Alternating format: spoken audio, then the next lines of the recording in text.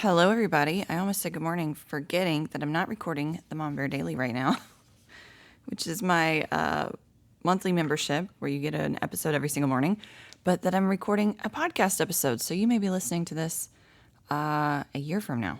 I don't know. At any point in the day. So, hello, welcome. I'm so glad you're here. You are listening to the Mom Bear Podcast. My name is Mary Susan McConnell. I go by Mary Susan, and this is a place that I created for fellow parents like myself who happen to be raising kids in really unique, extreme circumstances, profound circumstances. And I always say it, I hope you feel like you're hanging out on my back porch, having a beverage of your choice with some friends.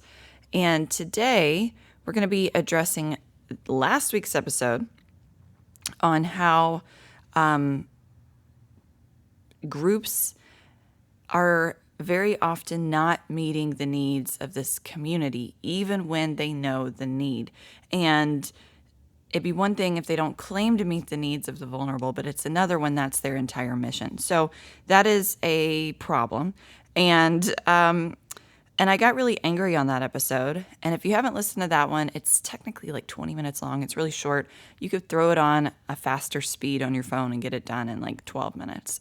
Which is normally how I listen to podcasts, honestly. But one of the things that I was so excited about when that show came out was how many parents, men and women, contacted me and specifically told me that they were thrilled to hear my anger. And the reason why they were happy to hear my anger was because I believe, and some of them said this, it made them feel seen and heard and like somebody was finally mad about it with them. Now, here's the deal. If you haven't listened to that episode, our village is amazing. My personal village is absolutely incredible. So I'm not really speaking even out of a personal experience. But when I started this podcast, however many years ago, 3 years ago maybe, I started to receive emails and then about what I'm about to say. And I thought, my gosh, these emails were telling these really traumatic, sad tales of how they had gone to, most often it was churches. They had gone to churches. Sometimes it was schools, sometimes it was other places. But I will say the majority of the painful stories, were from places like churches that very often they had been members of for decades, even generations, and how they had made their very specific needs known, whether it was an accessibility issue or a training challenge or a way for their child to be included in the Sunday school room or whatnot. And it was met with just crickets or a flat out no. And when they offered to brainstorm how to make this happen. I've seen women create actual curriculum, like create actual plans. It was just, we can't do it. It was just obviously not a priority. Meanwhile, if you want to think, you wonder, okay, is this a budget issue? Meanwhile, I've always said it, budgets speak volumes. And other things were being funded that were, when you put two and two up against each other, can someone actually enter your building who you claim to serve? Or do you need another, electric guitar? It kind of, you kind of just start to see where things could be really painful for a family. It's just painful and it's not right. And so the emails started to come in years ago, and then the stories on social media. And then as I would interview women, because now I'm, closing in on almost 200 episodes here. As I would interview women, we talk before I hit record and we talk after. These stories kept popping up. And then as I consulted women around the world, I do one-on-one sessions with women from all over as we brainstorm our very unique lives together. And where somebody, hopefully, who maybe gets a bit about your challenges can help brainstorm your own world. Same stories kept popping up.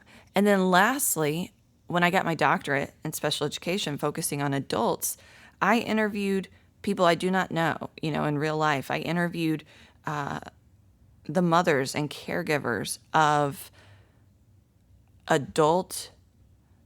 their adult children who have profound disabilities, and they are now full-time caregivers and of their adult children, and similar things. And it just continued to break my heart. And something in me this week, I honestly don't know what set it off, but it was like one final story just set me off into this raging anger of something's got to change. Something's got to change. And I've said it before in the last episode. If you are going to a church or a school or a program that's doing it really well, then hallelujah. But please be aware that that is not the case in many, many, many organizations.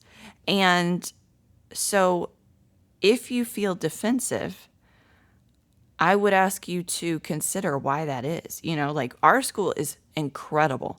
But when someone comes to me and says, my school's not treating my child right, I'm heartbroken for them. I want to figure out why.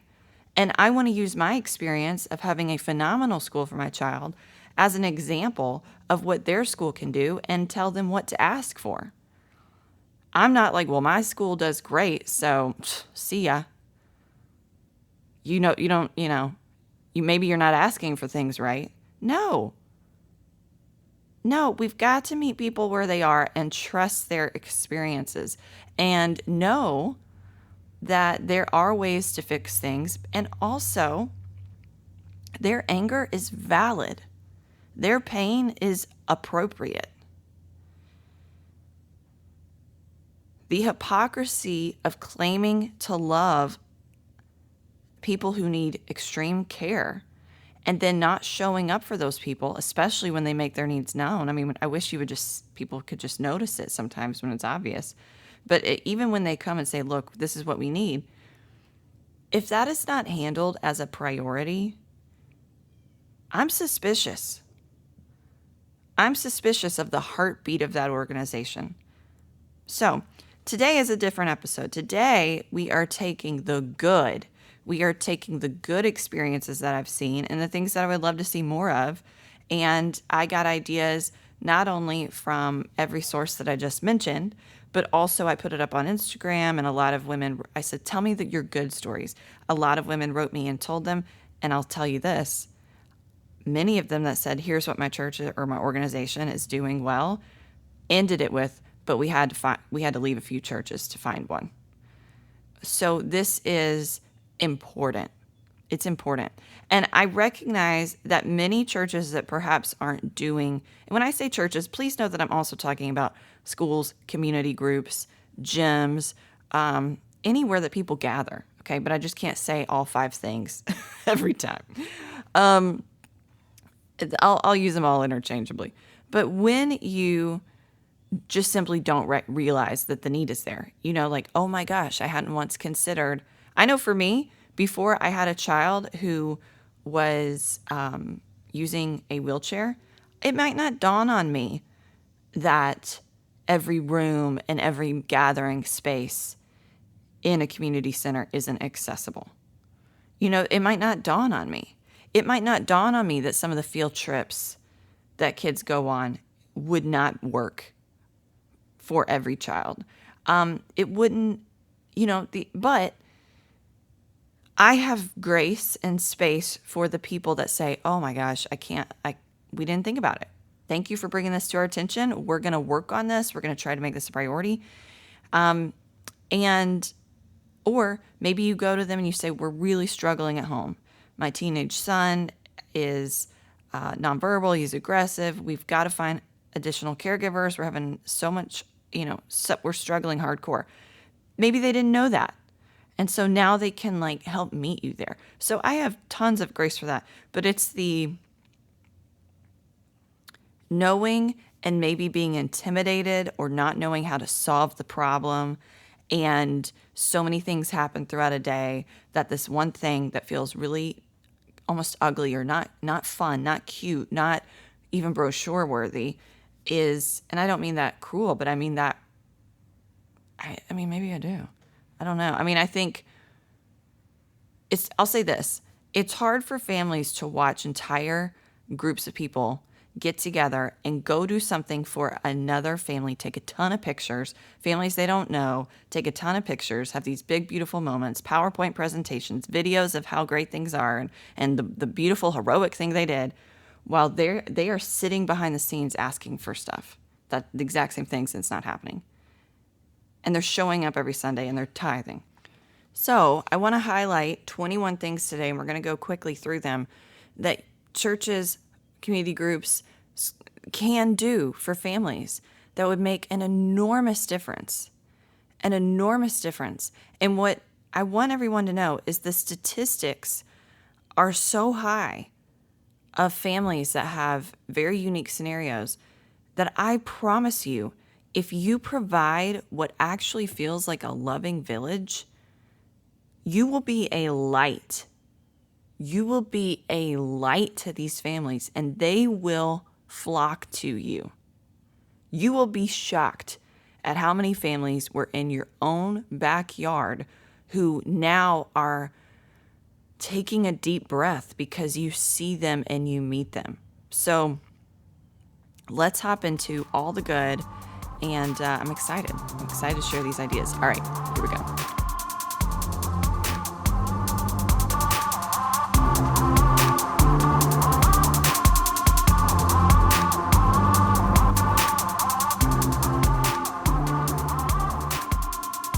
All right, let's do it. I'm going to move quickly. Number 1, have a personal point person. Now, we're going to get into something called the buddy system later, but that does require a group that has quite a bit of people. So that may or may not exist in your unique scenario, but regardless, having at least one person who perhaps is on staff who is a point person for families with these very unique scenarios. And when you are made aware of someone who's visiting who could maybe use some additional resources, some accommodations, they know who to go to. Oh, you need to talk to so-and-so. And so they can go have a meeting with them, give them all the things that they would want the group to know. Maybe it's allergies. Maybe it's behavioral. Maybe it is their child does not use words to speak, but they have, my daughter looks one way for yes, one way for no. I would want people to know those things. So they kind of give the rundown. Now, this is a great opportunity if a family has, like when my daughter entered preschool, I made a little book, the things that you need to know about me. Had pictures, it had examples, it had stories, it had like when you scratch my the brace behind my head on my wheelchair, I laugh right here. If you see me raising my leg, it means my stomach hurts, So this could be a great opportunity to provide that point person with something like that. Then, according to whatever the family and that person agree to, it is now that member's job to share that information. And maybe that looks like, and again, this is always with the family's permission and encouragement. Never you just don't run with it and all of a sudden give a bunch of information to people that they may not have wanted. This is personal and private information. So you make sure that you understand who they want to know this stuff. But this would be a great opportunity, if they're comfortable, for you to not only share that with the staff, but also maybe with everyone else and say, hey, we'd like to welcome Tony. He's a new visitor. If you see Tony, here are a few things that the family would like for you to know. This is also a great moment for training, specifically with meltdowns, behavior, etc. Many women and men choose to not even go to the grocery store because their child may have maybe a sensory challenge or other reasons that create behavior where to the outside eye, it looks like a discipline issue, and they get so many looks, and it's so uncomfortable and so disheartening. That is not what you want. That is not what you want. So if you can go ahead and train people in advance, this is what this is, according again to however the family chooses to share that information, it can be enormously helpful. So number one, having a point person. Number two, and again, we'll get into like the buddy system later. Number two, notice. Just simply start to observe. Put yourself in their shoes. If you see them struggling to get into the front steps, go ahead and think, golly, can we find a temporary ramp that we can just put down for at least until next week? Or if you see them struggling to find a place to go to the bathroom, or you see them struggling to get their wheelchair in their car because their car is not accessible, ask questions. Get involved in their lives. It will pay off. It is a massive investment. For a single question is such a good investment in someone's heart and soul, and it makes them feel cared and loved for if you simply notice. And this is, example might be, we'll get into a lot of examples as we keep going. I'm going to move quickly. Number three, buddy system. Well, let me go backwards real fast, okay? Because this is the story I want to tell here. Someone, an amazing mom, shared the story that they had been working with churches for their church where they served for years, for a long time, to try to get some accommodations for their child. And it just wasn't happening. I don't know if it wasn't a priority. They certainly made what they needed known. Wasn't happening. So eventually they had to have a very painful break from that. Well, they visited another church. And upon visiting on day one, they were like, oh my gosh, we're so excited you're here. Oh, wow, we see that there's nowhere for you to go to the bathroom. Oh gosh, please know that we're going to fix that. We're going to fix that. And when you come back, we're going to have, just know that we're on it. What? They didn't even ask. They noticed. And I think that is the gift and the glory of a community that is truly caring for the vulnerable, is when you are in a place of caring and you're operating out of that heart space, you will notice things. You will notice things. But if you're in your head about what comes next and what's the next youth group trip and who do I have to call here and da-da-da-da-da, you may not see it. So I beg of you to think of these things. And if you do see it, oftentimes people just think, well, that's their lives. Their lives, they have to find struggle everywhere they go.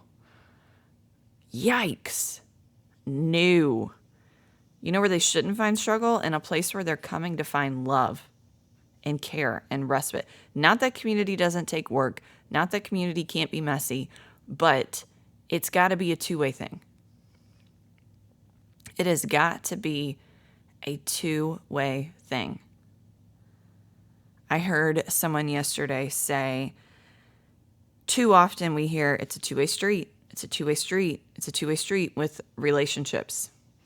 And while it is in healthy relationships between healthy, semi-healthy people, it only takes one party to destroy that relationship. And that's just the facts. Don't be that party. Let's not be that party. Let's be the party that constantly meets, listens, works for a solution. All right. And I'm grateful for the church that she just said was like, oh my gosh, we're going to figure this out. I'm so grateful for that church. That's what I'm talking about. And they're out there. I know they're out there. You may be listening and you are that organization. Thank you. All right. Number 4, being inclusive from day one. Multiple moms have written me and said that their child was a part of all their peers in the infant room and in the toddler room. And then their peers started to move out as they aged up. And they were not allowed to move out. And you want to know why? Are you ready for this? Be prepared. Brace yourself. They were not allowed to move out because they were using diapers. Pardon? when they explained that their child has a disability and will likely be using diapers for a very long time, they said, doesn't matter. That's the rule. We don't have someone who can handle diapers in the bigger classes. Sorry. What? Under no circumstance should a, quote, loving organization hold a child back because of how they go to the bathroom. Especially when it's a clear exception. So I'm not kidding you. I had multiple women write me. This just blew my mind. And they said that their kids that are now 7, 8, 9, 10 years old are being told to go to the toddler room and not with their friends. And so then what do? They, as parents, are horrified. They ask for a solution. They ask for an obvious exception. And they're denied it. And what? How degrading. So these children are walking in and seeing their friends go off to the 4th, 5th grade Sunday school classrooms, and they're being told to go back to the toddler room because of the fact that they use a diaper?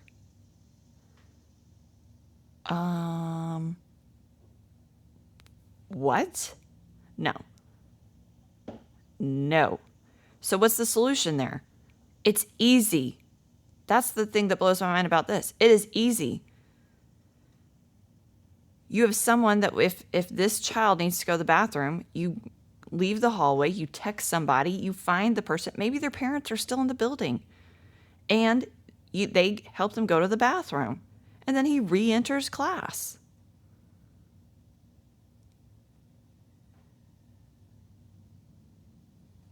I mean, it blows my mind.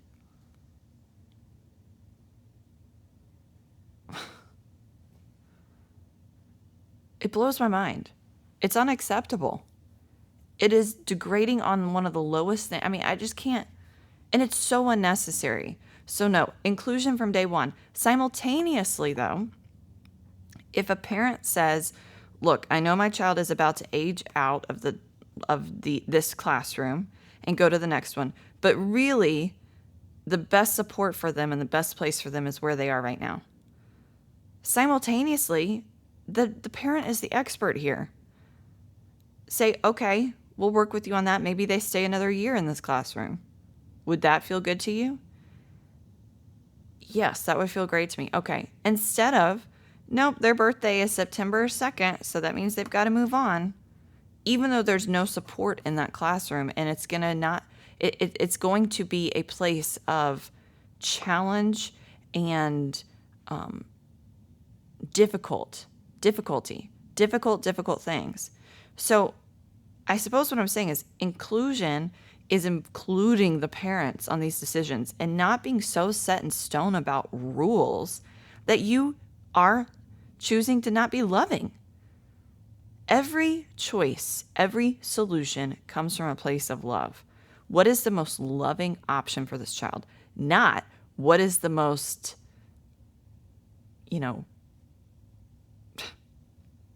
tangible way to check this off in a rule book that we have. We have to be inclusive in ways that are unique, exceptional, and loving. The second you aren't, we smell it from a mile away. We are professional advocates for our children. And if you hesitate, or if you look like you're about to huff and puff, or you get defensive, we know it because we're used to reading people like a book. So please have everyone on your staff know that every request needs to be met with love. And you can work together to find a solution. All right. Number 5, make it clear that what they are worrying about, they don't need to worry about. Let's say they're worried that their child's going to have a meltdown and that the congregation is going to think that they're bad parents if they don't clearly discipline them in the way that they would have. I mean, how many times? That's not how I raised my kids. I would have done da-da-da-da-da. With no acknowledgement for the fact that you were not raising a child with perhaps a disability, even if that disability is invisible. So I think that goes back to the training on not only visible disabilities, but invisible disabilities, and supporting those parents. The last thing they need is a look of like, ugh, they don't know what they're doing. So make it clear. I know one really great organization that says up front, we're going to be having like an Easter egg hunt, or we're going to be having a Christmas party. And just so you know, if your child has a meltdown, or your child's making loud vocalizations, or your child is upset or screaming, mine probably is too. So that's all good. We're all good with all of it. Having understanding on the front end will carry you far. Number 6, have a respectful and dignified plan B. Let me give you an example. My daughter recently went, I guess it was a few years ago, but she went to a play in town to see a kids play, children's theater. And you know those rooms, it's like tiny seats that are kind of, theater seats, and she really appreciates her body being in movement. Depending on her mood, that can really help things. So that may mean pushing her chair back and forth while she's watching something. That may mean bouncing her in my lap. She also can vocalize pretty loudly.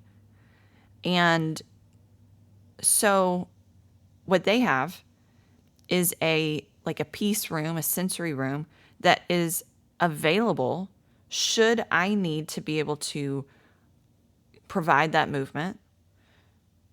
Should her vocalizations be loud enough where maybe the rest of the audience is having a hard time hearing? Or whatever it is. Maybe she's upset and she needs a moment to calm herself down. They have a room that has a glass wall and it's soundproof, but the sound is from the stage is put through with speakers, so she can be in this other room and watch the play and hear the play live and still be making her vocalizations. There's room to move her wheelchair around. There's room to bounce her on my leg. This is a really fantastic plan B. So I think if you look at your building and you consider what could there be that would be a really great, respectful plan B, because what happens is women will say, we got kicked. They had no inclusive Sunday school. Like, there's nowhere for my child to go with the other kids. So then they have to come with me to the main area, the adult area. And then my child's having loud vocalizations or is having a meltdown, and they usher me out. And the only place I can go is my car. Do you know how awful that is? To be literally ushered out of a place and there's no plan B, and it's just like, can we help you get in your car? Painful. All right, so thank you for everyone who has these beautiful places, and we'll talk about sensory rooms and peace rooms later. All right, number 7, listen. Just listen. If someone comes to you with a request, or let's say a complaint, dun, dun, dun, dun, please know that these parents are operating on a consistent 360 advocating for their child.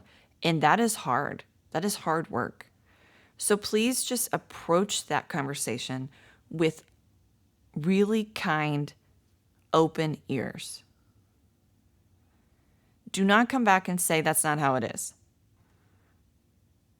If they're telling you that's how it is, just let them say that.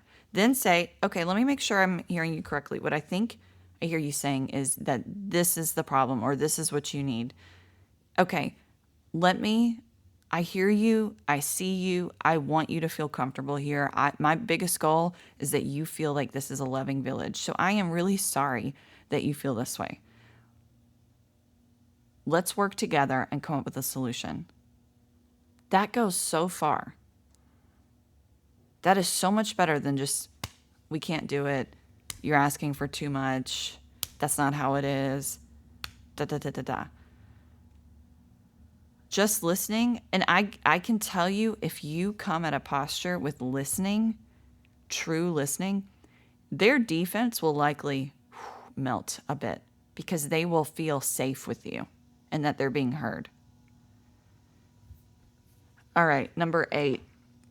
Please ask about their homes. This is for visible needs and invisible needs.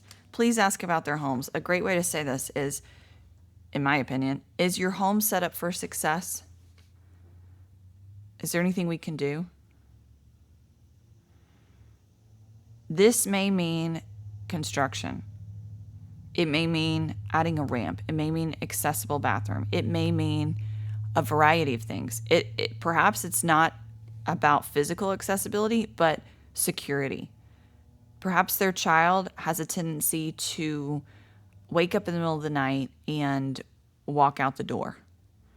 So they need a really great security system, a safe way to go to bed at night. Maybe they need a safety bed. Maybe they need a sensory room in their home. There's no telling. But if you ask that, I guarantee you, they will be floored that you care about their life in their home. And how do you meet that? I'm not saying you put forth all the funds to fix all the problems, but you know what could be just as helpful is brainstorming. Hey, so you have some structural, Bill's an architect and he's in our group here. He would love to just come over and give you his thoughts. If you have time in the next few weeks, he can come over and just look at the problem and tell you what he thinks could happen, what way he thinks might be a great way to solve this. Maybe one of the things that was a problem for us when our daughter first came home, we lived in this really tiny cottage in Nashville, and it had I think the whole place had one closet, and her feeding tube supplies were boxes upon boxes upon boxes that came in every single month. Maybe it's something as simple as providing really efficient storage in their garage. There's a million things that it's really shocking could be handled in even a few hours if you got the right people together. Building a ramp, providing extra storage. So it can be a really beautiful, loving, creative way to serve a family. But you won't know unless you ask. They might come to you and say, hey, we've got this problem, can you help? But most of the time they won't. And it doesn't mean that they don't need it. It may be that they have so many needs that they just can't even prioritize they may not even know that you could help them with those things, so they don't bring it up. So again, just like a good friend sees things, you say, what could we do? What's happening at your house? Not that you could solve every single one, but maybe you could. Number 9, consistent caregiving.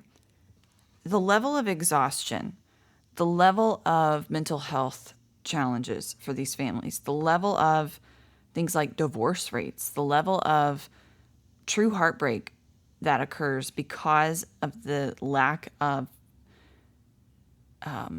being off the clock ever. Think about it. Most of these families are operating, even if their child is in their adult years, they may still be operating with the sleep schedule of a newborn. Can you imagine? You know how exhausted you are when you're a parent of a newborn. Can you imagine if that never changed? Can you imagine if your 22-year-old was not speaking with words and you're having a hard time understanding what they need, and now because they are frustrated, they're getting physically aggressive, but you're not dealing with a meltdown of a much younger child where you have the physical capabilities of grabbing them and setting them down and saying, okay, let's figure this out. No, you don't. And can you imagine that stress level? So families have to have some sort of consistent caregiving, and it is not as easy to find as I wish it was. So you can ask, do you have any consistent caregiving? And if they don't, I beg of you to make that a priority, to dig deep into your group and say, what can we do here? And make it consistent so they can plan on it. Maybe it's once a month. Maybe it's once a quarter. Maybe it's once a week. Maybe it's rotated. And if you think, oh, but that's too intimidating, or we don't know how to use the medical equipment, or we wouldn't know how to do that, I guarantee you, you can learn, because these parents didn't know either. No one, very few people enter this boat as a doctor that already knows how to use this medical equipment. Very few people enter this boat knowing what they're going to have to do. They learn. And if you're willing to learn, they can train you. And maybe it's not even that they leave the house, but they go get to sit outside with a lemonade for an hour, and you just tell them, if there's a real emergency, we'll come get you. A beautiful story I heard was a grown man. He was in his 30s, and it was a scene similar to what I just described. And it was becoming really hard for his parents. His parents were getting older. It was really hard for them to handle the outbursts, the aggression. They didn't know what he needed. They had spent 30 years trying to figure out a way to communicate with him. It was a very heartbreaking thing. So not only are they not, quote, empty nesters by any stretch, but their home life is really incredibly hard. And they felt for their son because he had no community. Because all the resources that he did have ended at high school. And now he's 30. Which is a whole other thing that we need more resources for adults. This is why people hop states. Anyhow, who are they going to find as a caregiver? It's not like you can call a babysitter from down the street. Who can handle this? Well, somehow someone heard about this, and he was a man, I believe he might have been a football coach. And he said, I've got enough guys that are loving and caring and have the physical capability to do this. Let's do this. Let's step up and do this. And I think he got about 6 men together, and they would rotate it where 2 men would show up once a week to be with this amazing son of theirs. And not only did it provide community for the son, now all of a sudden he has friends coming over and he has relationships, but it gave the parents an opportunity to have a break. That's a village. All right. Number 10, emergency training. Do you have emergency training in your building? That's real simple. Number 11, is your building truly accessible? Truly, think about it. And make sure that you don't forget and accidentally do something else. Like, I saw recently where a group was rearranging, this Sunday school class is going to go here, this one's going to go here, this one's going to go here. And all of a sudden, a Sunday school class that had a child with a wheelchair was upstairs, but there was no elevator. And their solution was, we'll just carry them up there all the time. Well, can we just make sure that classroom's on the bottom floor? Can we just be a little more creative here? Don't have a pizza party on the roof if not everyone can attend. Like, sometimes I feel people go, well, it's just one person. We shouldn't have to rearrange our whole lives for one person. That's so painful. It shows where your priorities are. Are you wanting to meet every single person where they are? And do you have any idea what it would feel like to show up for a pizza party and there's no way to get you there? Imagine. So just be really creative. Is your bathroom accessible? Not only can you get a wheelchair in there, but for individuals who are changing diapers, are they able to have a changing table that fits them? And if not, what can we do? Can we get an adult-sized changing table? Or can you be really creative and have like a massage table and a curtain and an area? Like from the pub, way far from the pub, like maybe in the bathroom, like create another stall. Be creative, but there's got to be a way that they can go to the bathroom in a dignified manner. Not on the floor of your public bathroom and not sending them back out to their van unless that's just what they choose. A therapy table or a massage table is a great solution if you don't have the funds to get a real adult-sized changing table that that is a medical table. But I would encourage you to consider that. Okay, number 12, trips and other opportunities. Are those really accessible? Please don't plan a youth group trip where Lucy and Johnny just can't go because they can't get there. Like, please be mindful of these things. And you can brainstorm with the parents. My daughter's gone on field trips where I know that they're going to be huffing and puffing through farmland, and she's at an age where her wheelchair is much heavier and that's going to be hard. Well, we have a jogger that's much easier. So on those days, I've worked with her teachers to potentially bring the jogger. So you can brainstorm with the parents and see if there's options, but just make sure that everything is accessible, that there's no fun thing coming up where you have to break the news that somebody can't be there. You always ask yourself, what am I saying? What are my actions saying? And is that what I want them to say? All right, somehow we missed the buddy system. That was number 3. I guess I skipped over it. The buddy system is, if you have the means to do it, and by means I mean the amount of people, the buddy system is where someone knows your child. They know your child, they understand their needs, you've trained them on it, and when you get there to church, their buddy is, or your gym or your whatever, their buddy is waiting for them. And then you go on to your exercise class, you go on to do what you're going to do, and they go with their buddy. And if there's a problem, sometimes organizations invest in like a buzzer system, but if not, they have your phone number. They can call you, they can text you. It's a great way to build community. Buddy system, it's awesome. All right. Going back up to 13, hosting events for parents. Hosting events for parents that can create respite. For example, I remember one of AB's amazing clinics did a Valentine's Day date night. And we got to go and drop AB off, and she got to be with some really cool people and do really fun Valentine's Day crafts. And Sean and I got to go out to eat. What? It was free. We didn't have to pay for a caregiver. And it was already in a place that my daughter knew and loved, with people she knew and loved. So it was fun for everybody. And I remember coming home that night feeling so seen and so loved. And the crafts that she made, I had on display for like years in her bedroom because it was such a reminder. So having respite opportunities, maybe having support groups, and where it can be fun. It can just be like, hey, we're having a pizza night. We're going to watch a movie, but it's for parents who are raising kids. And these, you can, sometimes a just straight up support group, the idea of sitting in a circle and sharing your problems can be really intimidating for people. But if you can just get them together for a fun thing, something fun, movie night, whatever, it can be more enticing.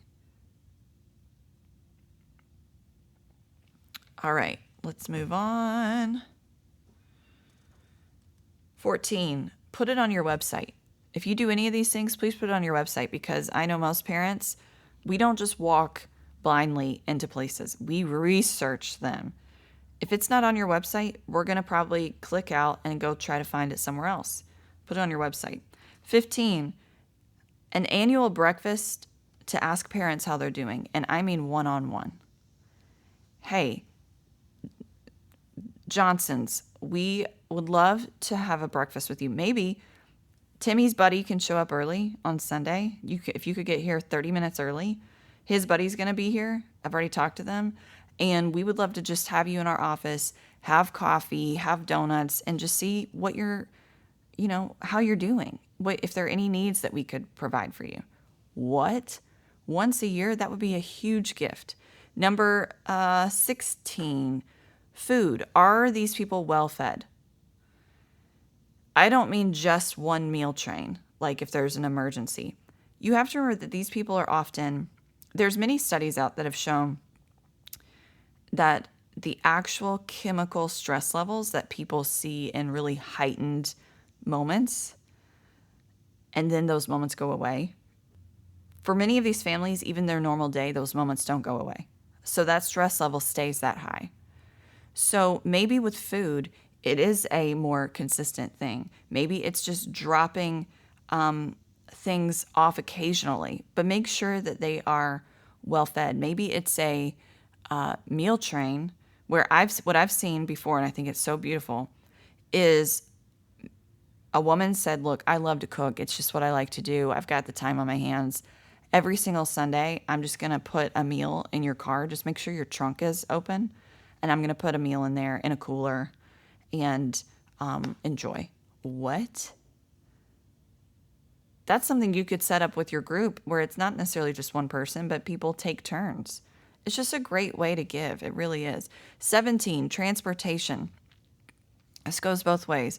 Please notice how they, if their vehicle is actually working for them.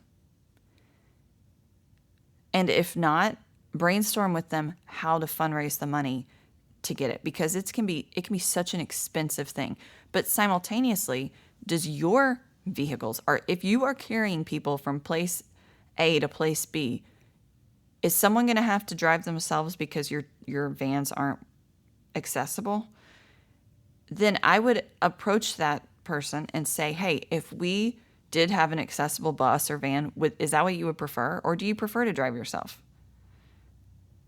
If they say, yes, I would prefer that, I would love for my child to be on the bus with their peers, then just say, okay, just know that we're making that a priority. We see it's a problem and we're really sorry. Just make these things known and put them on your budget. Again, families talk to each other. And if they feel seen and supported, more families that you want to serve are going to slowly get to know this and show up. These things really do matter. 18, we discussed this. How someone goes to the bathroom should not be of concern of how they are allowed to move within the organization. No one should not be allowed to be with their peers if that's where they want to be because of how they go to the bathroom. Do you do this for your older folks? Your older folks who use Depends or other means of going to the bathroom? Do you tell them, no, you're no longer allowed in the Sunday school class. You're going to have to go sit with all the other people who use Depends? If you have the gumption to tell a 10-year-old to be in the infant room because of how they go to the bathroom, be prepared to tell your 85-year-olds to go back to the infant room. Give me a break. This is not okay. 19. Offer private classes if public classes aren't working, if it's for the especially if it's for the purpose of getting farther in a curriculum. Like if someone has to go through such and such course to get to the next level of something, but the public class is making it really difficult. Maybe it's an overstimulation. There's a variety of things. Offer to have a private tutor for that one specific thing.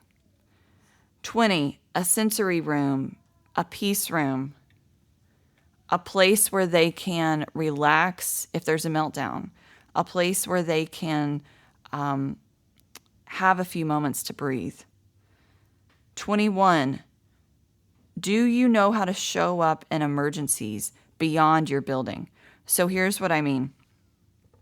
Let's say, I'll say this. So many single moms have told me their biggest fear is that their child's going to have to go to the hospital and on an ambulance, and what are they going to do with their other kids?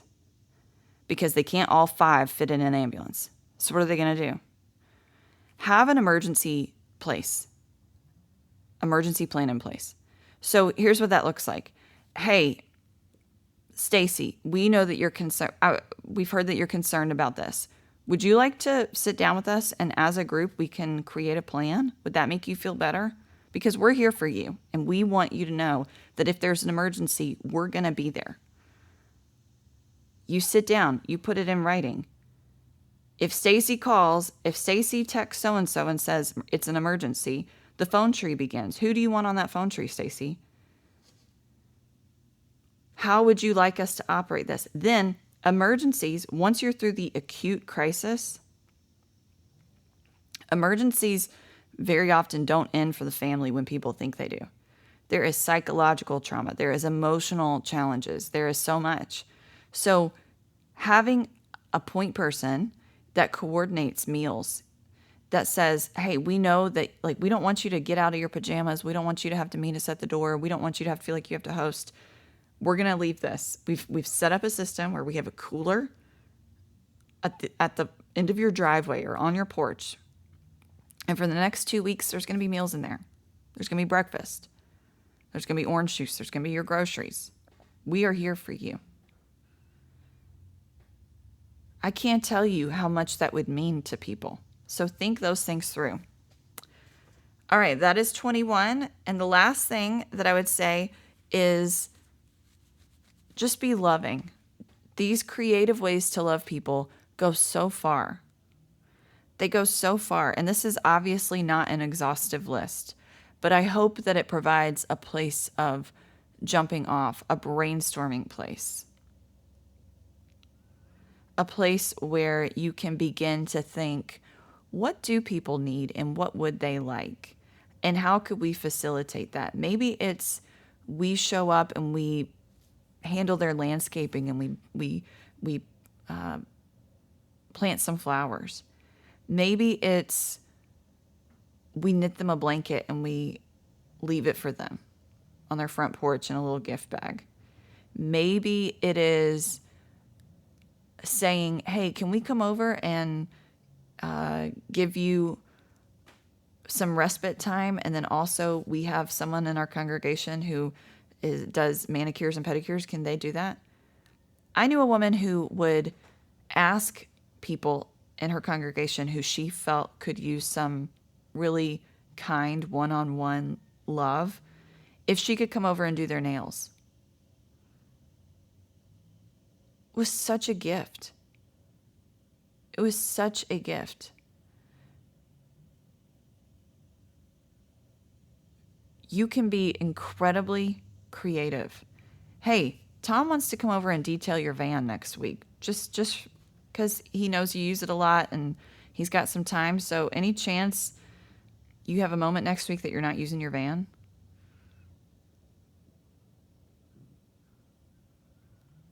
You can be so creative and it will be so lovely. All right. Thank you to all the many organizations and churches and schools who do these kinds of things. It is so appreciated. I wish it was the standard, but it really does provide such an opportunity because this community is such a gift to your community. My child is such a gift to everyone she meets. It is so fun to watch her meet people because they just light up. And what a shame for organizations to be missing out on such a beautiful community because they either are choosing to not meet them there or they don't know how. It can be intimidating. It can be intimidating to walk into a space and have to learn how to use a feeding tube or how to operate a trach and all the things, or to handle a meltdown. It can be intimidating, but don't let that intimidation keep you from loving your neighbor in your own backyard. You can learn. You can do this. And again, there are so many other ways to love beyond those things that I just mentioned. All right, let me know what you do if you implement any of these things. Again, thank you to everyone who sent in their ideas. Thank you to everyone who's already doing things like this. I'm so excited. I just want our communities to feel loved, safe, seen, heard, and that they really are a part of a village who respects and appreciates them. All right. All my love, don't forget that you can hop over to MarySusanMcConnell.com. I've got a lot of free resources over there, including a free inclusive coloring book, which is 20 pages. Print it off as much as you want. Give it to everyone you know. It's a great way to see unique lifestyles and unique things like G-tubes and all sorts of stuff, and allow it to be a safe place for asking questions for things that don't look so familiar, and for people who don't often see themselves in literature. That's why I made it, was so that my daughter could see herself in literature and in a workbook and have fun with that. We got a lot of fun things over there, including my daily membership that I mentioned at the beginning. And I would love to connect with you on Instagram at Mary Susan McConnell. All right, thanks for being here. I'll talk to you next time. Bye-bye.